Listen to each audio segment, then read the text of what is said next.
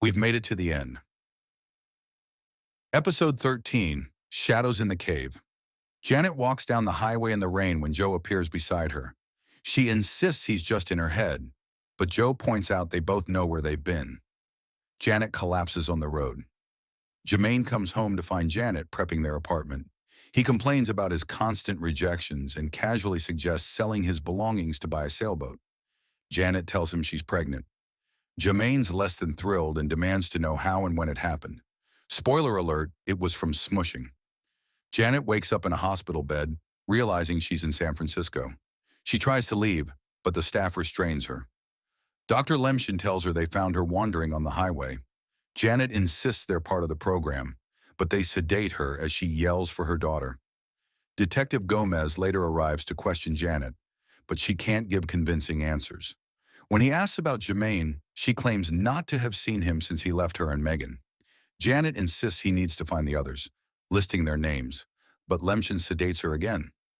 In Morocco, Erica leads Moira through the crowds, avoiding the police. Erica says no one will lock her up again, and they find a place to sleep. Bill and Charlie drive in a stolen car, unknowingly passing Jermaine and Kat, who are stranded with a broken-down car. Gomez calls Jermaine, informing him Janet has turned up alive. Janet wakes up again, and Dr. Lemshin introduces Dr. Andrea Adams, unaware she's the director. Afterward, the director tells Gomez that Janet is delusional and shouldn't be reunited with Megan until they assess her mental state. Bill and Charlie, whose car has also broken down, start walking. Bill suggests they should have stayed in town, but Charlie reminds him their captors were willing to kill Ulrich. He adds that he'll do anything to survive now. Kat and Jermaine fly back to San Francisco. Jermaine plans to visit Janet to ask for forgiveness, but Kat points out they've hit rock bottom. Jermaine apologizes, but Kat isn't sorry at all. They kiss. Janet 1 punches the nurse and escapes.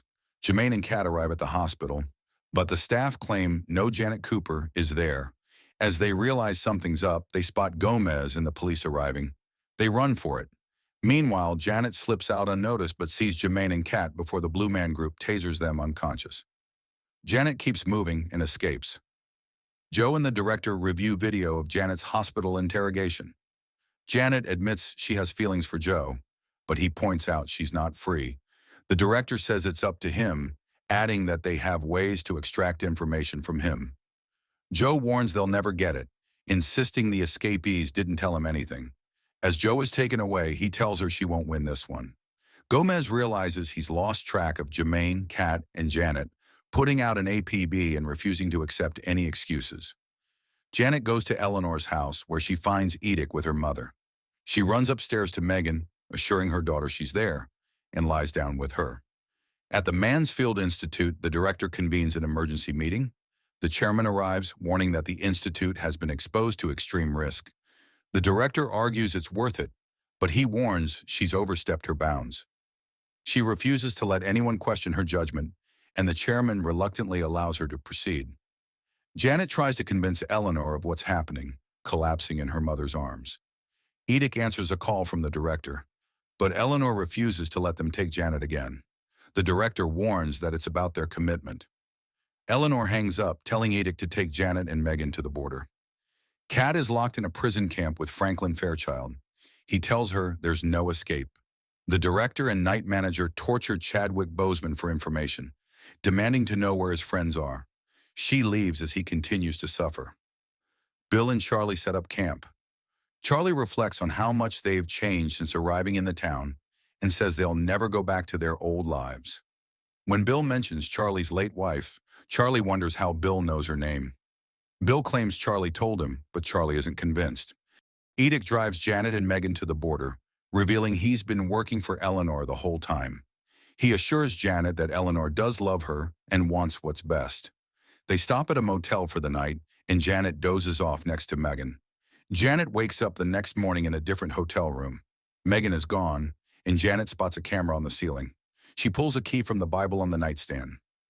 Joe wakes up in a hotel room, finding a key in his Bible as well. He unlocks his door and steps outside. Jermaine is in the room next to him and demands to know where Janet is. They meet other strangers in the hallway and go down to the lobby. In a different hotel, Janet steps out into the hallway and sees Moira. Erica Cameron and Chadwick Boseman also step out of their rooms. They enter the elevator together. In the lobby, Joe and his group are greeted by the night manager, Shannon. Janet and her group exit the elevator, but they're not in the lobby, but on a ship in the middle of the ocean. They are greeted by the original night manager who welcomes them to level 2. And just like that, the journey ends. And by ends, I mean another level starts. Janet and the crew are all floating off on level 2, on a mysterious ship in the middle of the ocean. The night manager's back, and surprise, the game isn't over, although it is because we never got a second season. Just like the characters in Persons Unknown, we're also left with more mysteries and unanswered questions.